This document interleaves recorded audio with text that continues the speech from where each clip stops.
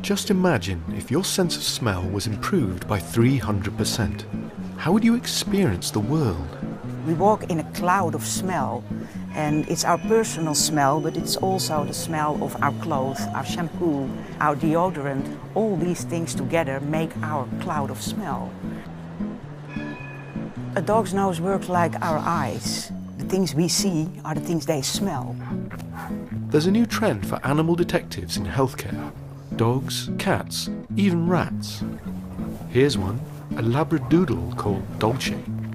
The name of the dog is Dolce from Dolce Vita. And I'm training the dog in the hospital to smell urine and to detect prostate cancer in urine. Hey!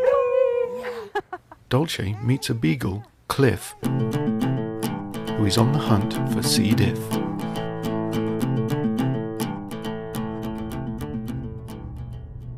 One of these patients has C-diff, but which one?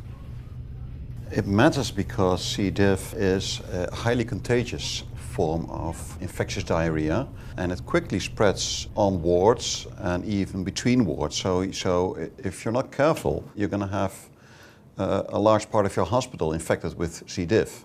Cliff, zoek. So the Amsterdam team thought they'd try something quite novel. Go. A dog. Zoek. Zoek. Waar is het? Waar is het? Waar is het? Ga door. So we've got a dog, but this is what you do if you don't have a dog. This is what we normally do in the laboratory. I've got some suspected stool samples, and I put some of the sample in a tube which contains 70% alcohol. Yeah, we're going to have to speed this up. The tube is left for 1 hour. After that, you swab a sample onto a petri dish, and that goes into a jar where the air is sucked out to produce an anaerobic environment. Then it needs to be cooked at 37 degrees Celsius for up to 3 days.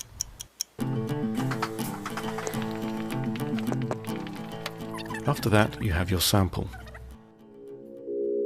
It smells really bad. But that's not the end of it. So this is the normal way, but it takes some time and quite a bit of money. But also now we don't know whether the bacteria that we've cultured are actually the toxin-producing ones, because the toxin-producing ones are the ones that can make us ill. The toxin test is quite quick, it takes maybe half an hour, so it gives you a far quicker answer. However, it's not as sensitive. You need to have a stool sample and take the stool sample to the lab in order to be able to analyze it. There's a mechanism far more efficient than that. Well, a dog's nose is so much better than our nose. Our nose is working just a little, but it's mainly used to hold our glasses. And the dog's nose is, well, I think in general 300 times better than our nose. All the abilities within the nose, the cells, the little hairs on the cells, everything in this phenomenal little black thing on front of the dog. A well-trained dog and a talented dog could even smell, I don't know, maybe 500, 600 times better. Cliff is the first bacteria-detecting dog in the world. So how was Cliff trained?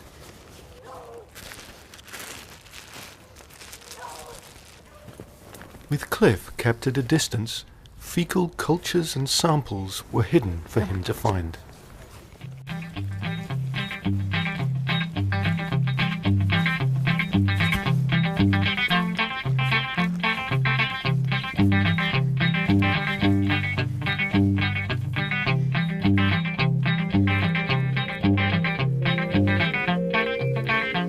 Dat is knap.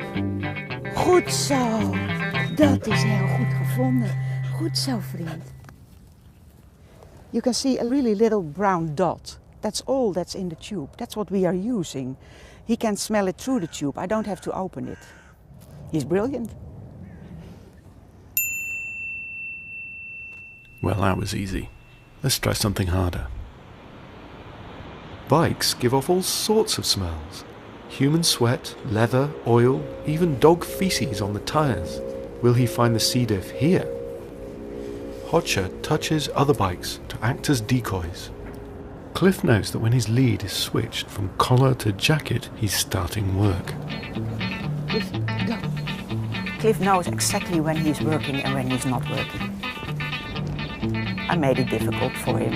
We made the places to find it more difficult. And when he sits down, Goed zo, dat is heel knap van jou. that means he's found it. And still he could find it anytime. Ja, dat is heel goed. Goed zo, man. He did it again. So how well will Cliff do with real patients?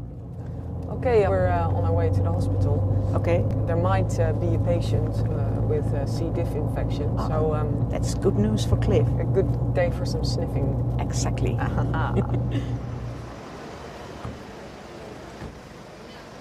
It's a very clean and hygienic dog, but I think most important is that we try to avoid contact with the patient as much as possible, and also with the patient's surroundings. It's not necessary for the dog to be close to the patient at all, and the dog can usually smell C-diff or not by just walking past his bed.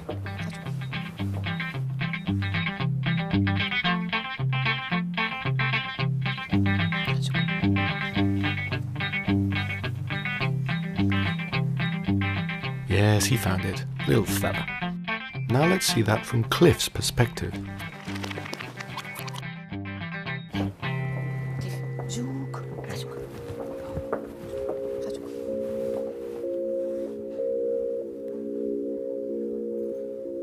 Zoek.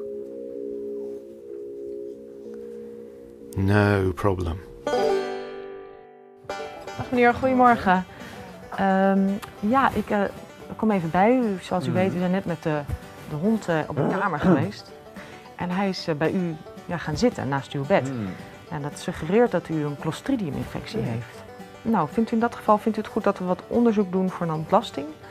En dan kunnen we hopelijk zeker weten of u wel of geen Clostridium-infectie heeft. Ik blijf toch hier liggen dan? Nou, in de tussentijd brengen we u het liefst naar een kamer apart. Aangezien die bacterie van de een op de andere patiënt kan worden overgedragen. Dus dan kunnen we u het beste apart verzorgen voordat de bacterie zich verspreidt over de afdeling. Is jou nou besmettelijk? Nou, het kan zijn dat hij besmettelijk is, ja zeker. Oh, en nu? Nou, dus we zullen hem zo snel mogelijk in een aparte kamer verzorgen. Oh, gelukkig, want ik wil morgen naar huis. Ik vind Jan een aardige vent, hoor, maar ik wil niet besmet worden door hem. Nee, nou dat is goed. Cliff did very well. He was over 90% accurate in his diagnosis of whether diarrhea was caused by C. diff or wasn't caused by C. diff. However, you must note that what Cliff did, he identified the patients not when they were on the toilet. They went to the toilet maybe hours ago and they were in their beds, and he still could find these traces of smell of C. diff.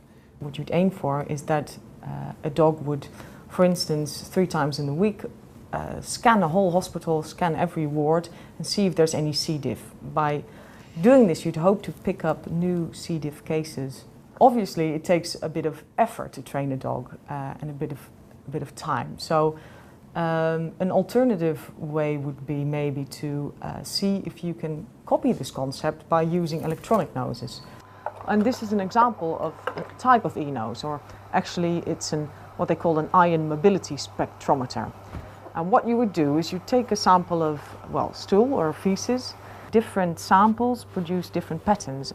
However, you still need a stool sample, so you still miss the ease of having a dog that just goes past the patient. Many people can smell C. diff if the smell is really strong. However, to pick up the very subtle smell, you really need an animal, like a dog, for example. You could even use a rat or a bee or a butterfly, but obviously dogs are most easily trained. Even rats are trained. They are good as well, but not as trainable as a dog. We are more used to dogs than to rats. There would be a difference, I think, if I was walking around here with a rat. It is just a single dog, but there's no reason to assume why Cliff would be particularly suited for detecting C. diff. I mean, dogs just smell very well. So it is a proof of concept, but it's very, very likely that you can train any type of dog that is suitable to be a sniffer dog to pick up C. diff. Cliff brings a lot of joy in the hospital. People love to see him, and sometimes they especially wait for him to come when they have heard he will be. And that's really nice to see.